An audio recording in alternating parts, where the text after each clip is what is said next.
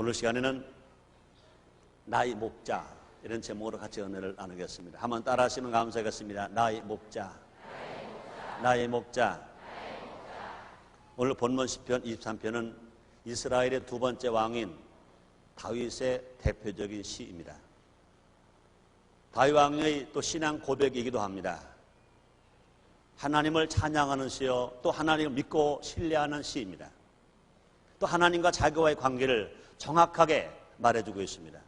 이 다윗은 하나님과 자기의 관계를 목자와 양의 관계로 말하고 있습니다.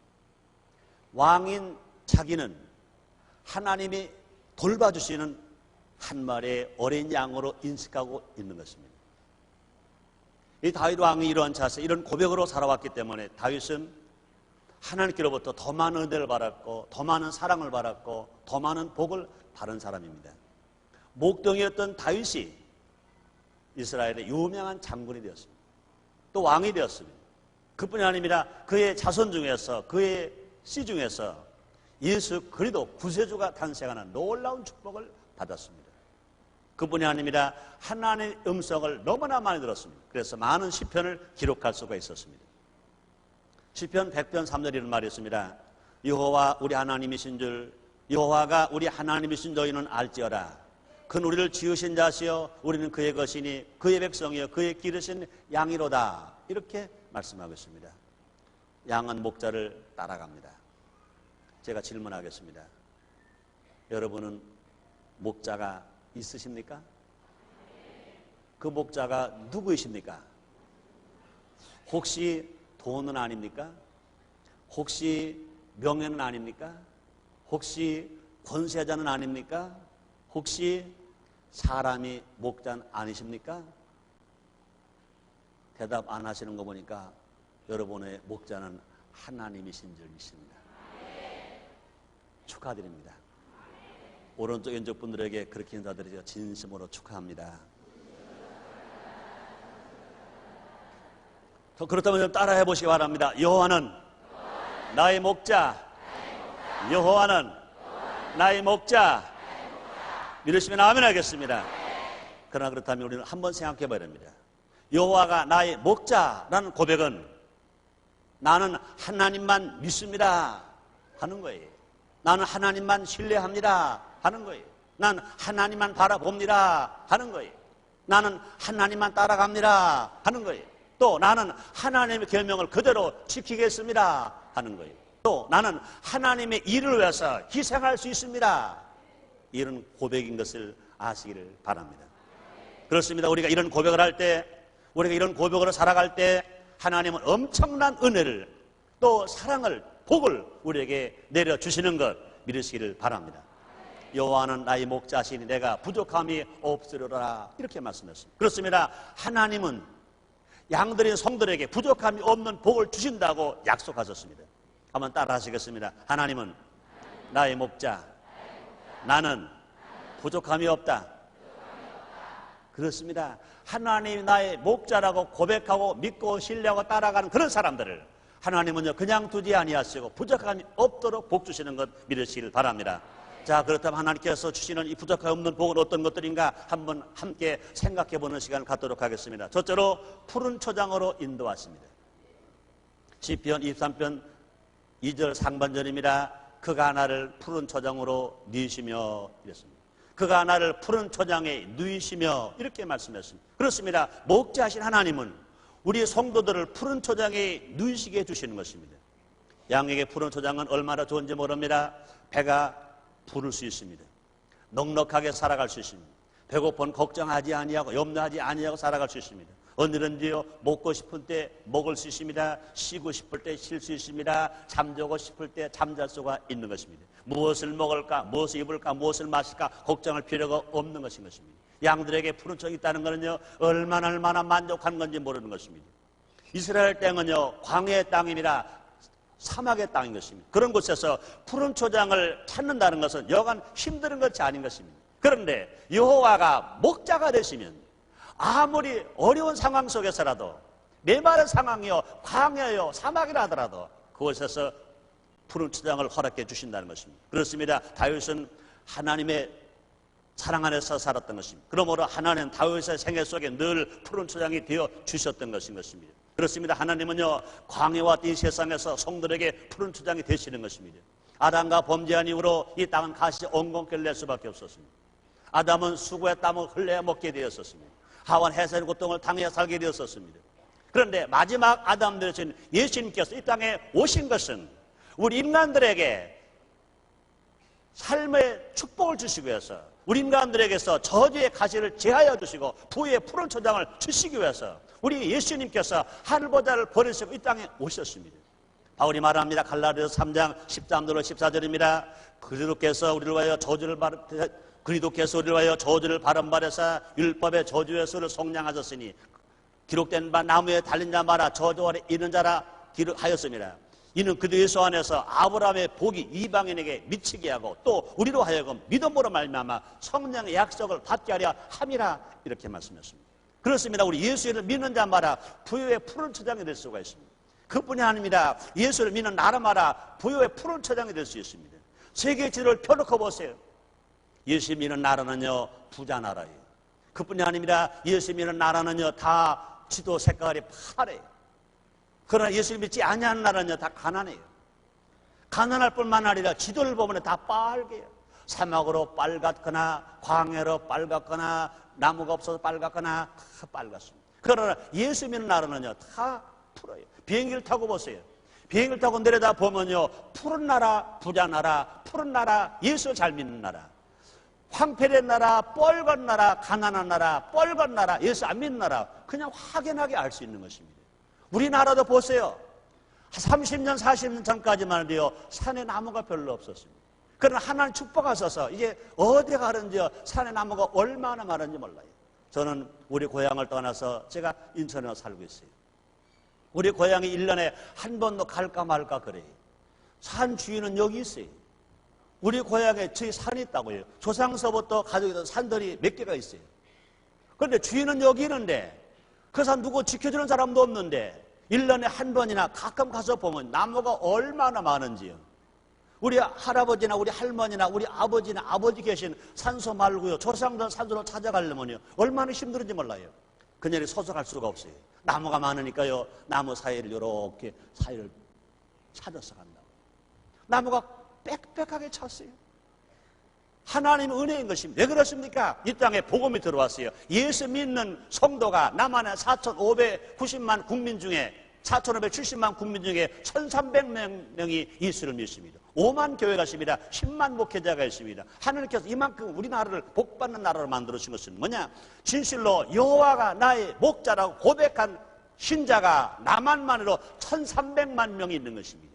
1,300만 명이 항상 여호와 나의 목자, 여호와 나의 목자, 하나님만을 믿습니다. 하나님만을 따라갑니다. 하나님만을 의뢰합니다. 하나님만을 신뢰합니다. 하나님 말씀을 읽고 듣고 지키고 순종하며 살아가겠습니다. 하나님 나의 목자이십니다. 고백하는 사람들이 자그마치 1,300만 명이십니다. 남한의 4,570만 국민 중에 1,300만 명이 예수를 믿고 여호와가 나의 목자로 고백하기 때문에 하나님께서 이 나라를 놀랍게 복주시는 것 믿으시면 아멘 하겠습니다. 그뿐이 아닙니다. 요한복음 6장에 보면 5절 13절에 광야에서 물고기 2마리밖에 없었습니다. 보리도 5덩어리밖에 없었습니다. 그런데 예수님이 그것을 가지고 축사하시고 띄워줬더니 남담은 5,000명, 분야가에 수만 명을 먹이고도 12관이나 남았다고 주님 말씀했습니다. 그렇습니다. 우리 예수님 이 땅에 가난한 자를 부욕해 만들어주신 것입니다. 배고픈 자에게 먹이시는 우리 예수님이 어제나 오늘이나 영원도 동일하셔서 여기에 계신 것 믿으시면 아멘 하겠습니다. 그렇습니다. 성경 역사를 보더라도요, 믿음의 조상 아브라함의 부자였었어요. 그 아들 이삭도 부자였었어요. 그 아들의 아들 롯데는 야곱도 부자였던 것인 것입니다. 그러므로 하나님은 진실로 여호와가 나의 목자라고 고백하는 사람들을 모두 다 목자자가 되셔서 우리를 푸른 초장을 누이게 하시고 우리를 부욕해 만들어 주신 것입니다. 사랑 성도 여러분 모두가 가정마다 푸른 초장이 되시고 사업이 푸른 초장 되시고 여러분의 삶 속에 날마다 부유의 축복을 받아 누리게 되시기를 주님 이름으로 축원합니다. 두 번째로 쉴만한 물가로 인도하십니다. 푸른 초장의 부요를 말한다면 쉴만한 물가는 평안을 말합니다. 안식을 말합니다. 기쁨을 말합니다. 휴식을 말합니다. 인간은요, 먹는 것만 가지고는요, 만족할 수가 없는 것인 것입니다. 휴식이 필요한 것인 것입니다. 양들도요, 먹이를 위해서 푸른 조장만 필요한 것이 아니라 물을 마시고 쉴 만한 곳이 필요한 것이었습니다. 좋은 목자는 양들에게 풀만 먹이는 것이 아니라 물을 마시게 하고 쉴 수 있는 곳으로 인도해 주는 것입니다. 하나님은 6일 동안 일하시고 7일째는 안식하셨습니다. 성도들에게 주일은 안식일인 것입니다. 월요일부터 토요일까지는요, 부요를 위해서 일하는 날이었다면 주일은요, 안식하는 날인 것입니다. 교회는 쉴만한 물가인 것입니다. 교회는 하나님의 집인 것입니다. 교회는 예수님의 몸인 것입니다. 그러므로 성도는요, 주님 안에서 쉼 얻을 수 있는 것인 것입니다. 오늘 사랑하는 성도들, 지난 한 주 동안에 월요일부터 토요일까지 일하기에 왜 얼마나 힘들었어요. 오늘 거룩한 주일 하나님의 집에 왔습니다. 쉴만한 물가에 오셨습니다. 여러분 마음에 평안하게 쉼을 얻으시기를 주의 이름으로 축원합니다. 무엇을 먹을까, 무엇을 입을까 걱정하지 마세요. 어떤 일을 할까, 어떻게 돈 벌까 걱정하지 마세요. 오늘 하루만으로 푹 쉬시기를 주님 이름으로 축원합니다. 평안함 얻으실 주의 이름으로 축원합니다. 안식을 가지실 주의 이름으로 축원합니다. 우리 주님 말씀하십니다. 마태복음 11장 28절입니다. 수고하고 무거운 짐진 자들아 다 내게로 와라. 내가 너를 쉬게 하리라. 주님 말씀하십니다. 또 29절로 30절에서는요, 나는 마음이 온유하고 겸손하니 나의 멍에를 메고 내게 배우라. 그러면 너희 마음이 쉼을 얻으리니 이런 내 멍에는 쉽고 내 짐은 가벼움이라. 이렇게 말씀했습니다. 사랑하는 성도님들, 혹시라도요 정신적인 스트레스의 짐이 있습니까? 오늘 다 풀어놓으시기 바랍니다. 육체적인 질병이 있습니까? 다 치료받으시고 건강하시길 바랍니다. 가정 내에서 자녀의 짐 아니면 부부간의 갈등으로 말미암아 여러 가지 무거운 짐을 지고 오셨습니까? 오늘 이 시야리에 이 교회에서 십자가 발 앞에 몽땅 풀어놓으시기를 주님의 이름으로 축원합니다. 그뿐이 아니라 직장에서의 짐, 사업에서의 짐, 그래서 사업장에서 자금이 어떻게 융통될까, 어떻게 물건을 잘 만들까, 수금한 거 어떻게 떼지 않고 다 수금할까, 이런 걱정도 있을 것입니다. 그러나 사랑 여러분이요, 다른 날을 몰라도 월요일부터 토요일까지는요 고생해야 돼, 그런 것들 때문에. 그러나 오늘 주일날만은요 다 잊어버리고 새 힘을 얻고 새 힘과 능력을 받는 좋은 날 되시기를 주님의 이름으로 축원합니다. 그렇습니다.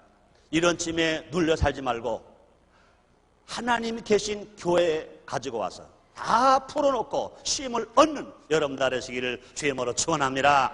우리 교회는 쉴만한 물가인 것 믿으시기를 바랍니다.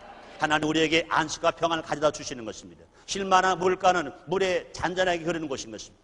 양들이 평안하게 쉼을 취하면서 물을 마시고 있는 곳에서 살아갈 수 있습니다. 이사야서 49장 10절입니다. 그들이 줄이거나 목마르지 아니할 것이며 더위와 볕이 그들을 상하지 아니하리니 이는 그들을 긍휼히 여기는 자가 그들을 이끌며 샘물 건으로 인도할 것임이니라 말씀하셨습니다. 누가 그분이십니까? 하나님이신 것입니다. 그분이 누구십니까? 여호와이신 것입니다. 여호와가 나의 목자라고 고백하고 살아가는 사람들을 하나님께서는 쉴만한 물가로 인도하시는 축복을 우리에게 주셨습니다. 뿐만 아닙니다. 굶주리고 기갈 상태에 있는 사람이 하나님께 나오기만 하면 배불리 먹을 뿐만 아니라 시원하게 마실 양식과 생수를 공급받을 수 있습니다. 그렇습니다. 하나님의 말씀으로 우리 부유하게 되고 우리의 성령의 충만함으로 말미암아 쉼을 얻을 수 있습니다. 우리 순복음전교회가 말씀 충만, 성령 충만함으로 말미암아 말씀으로 배불러지고 성령으로 쉼을 얻어서 날마다 복되게 살아가는 여러분 되시기를 주의 이름으로 축원합니다. 세 번째, 영혼을 소생시켜 주십니다. 영이 살면 모두가 살고 영이 죽으면 모두가 죽습니다. 요한사도서 2절에서 말합니다. 사랑하는 자여, 내 영혼이 잘된 것처럼 내가 범사가 잘 되고 강건하기를 내가 간구하노라, 이렇게 말씀했습니다. 오늘 시편 23편 3절에서는요 다윗은 이렇게 고백합니다. 내 영혼을 소생시키시고 자기 이름 외에 의의 길로 인도하시는 도다 말씀했습니다. 하나님은 우리를 영적으로 회복시켜 주시는 것입니다. 소생한다 이 말은요 되돌아오게 한다 그런 뜻인 것입니다. 죄악과 공경으로 헤매이던 영혼이 제자리를 찾게 되었다는 것입니다. 갈급한 심령이 다시 새 힘을 얻었다는 것입니다. 잠자는 영혼이 깨어났다는 것입니다.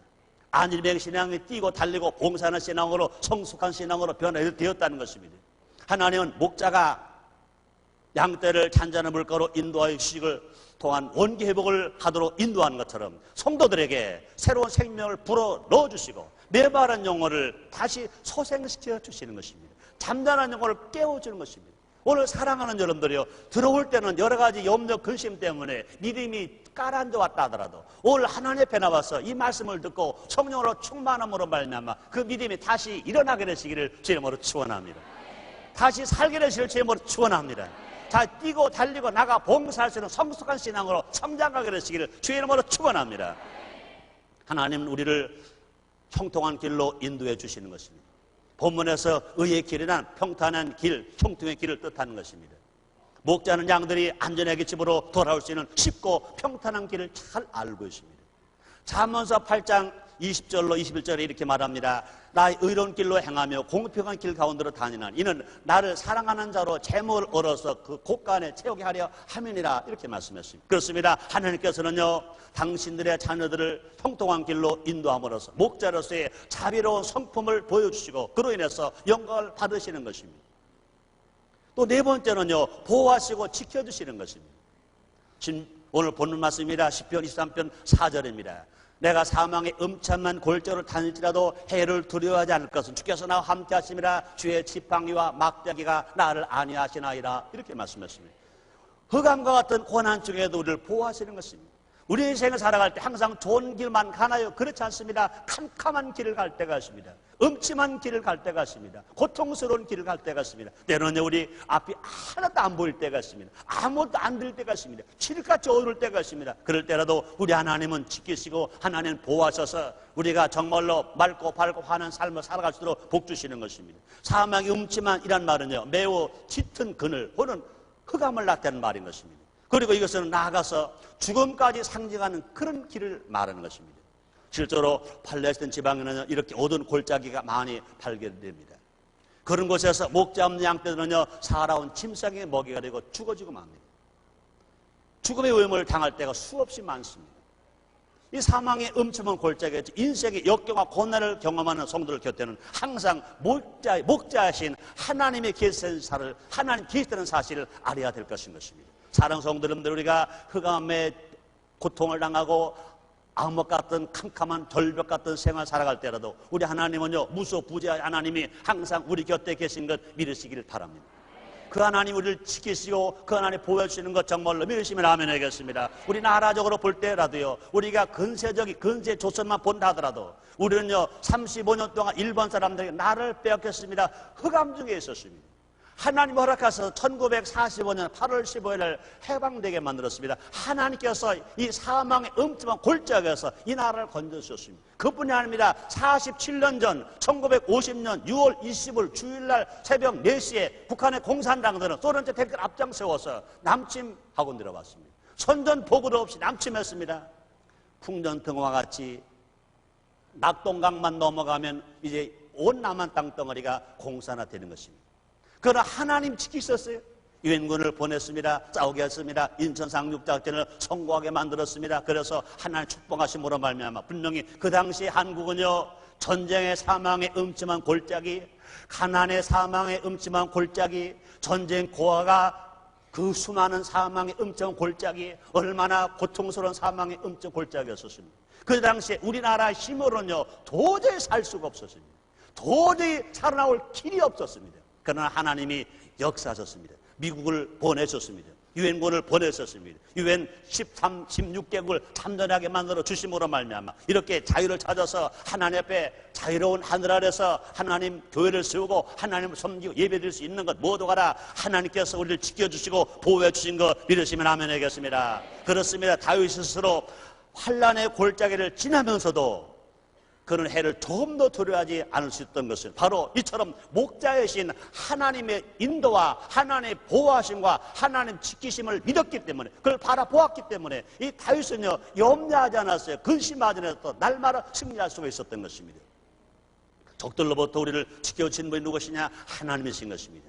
지팡이와 막대기는요 목자의 장비자 무기인 것입니다. 지팡이는 양들을 인도하기 위한 장비라면 막대기는 공격해오는 맹수를 방어하는 도구가 되기도 하는 것입니다. 요한복음 10장 11절로 12절에 이렇게 말합니다. 나는 선한 목자라. 선한 목자는 양들의 목숨을 버리거니와 자꾸는 목자도 아니요 양도 제 양이 아니라 이리가 오는 것을 보면 양을 버리고 달아나니 이리가 양을 늑탈하고 또 해치느니라 이렇게 말씀하고 있습니다. 그렇습니다. 우리는 사꾼 목자를 따라가서는 안 되는 것입니다. 세상 사람들은요, 선한 것 같으나 사건 목자인 것입니다. 처음에는요, 선을 베푸는 것 같습니다. 그러나 시간이 가면 속에서 늑대가 나오는 것입니다.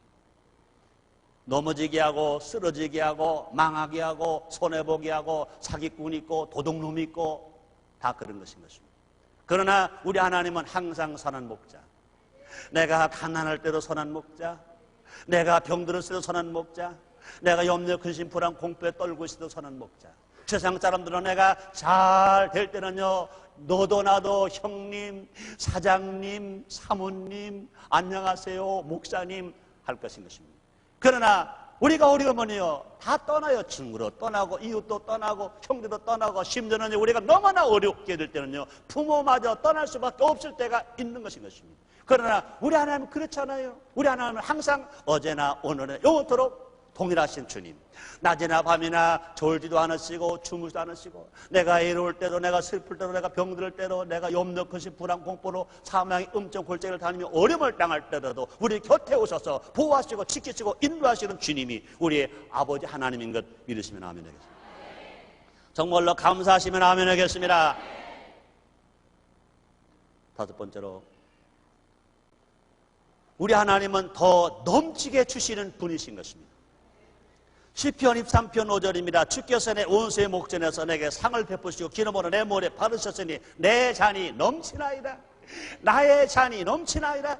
사랑 성도님들이여, 여러분의 믿음의 잔이 넘치게 되시기를 주님으로 축원합니다.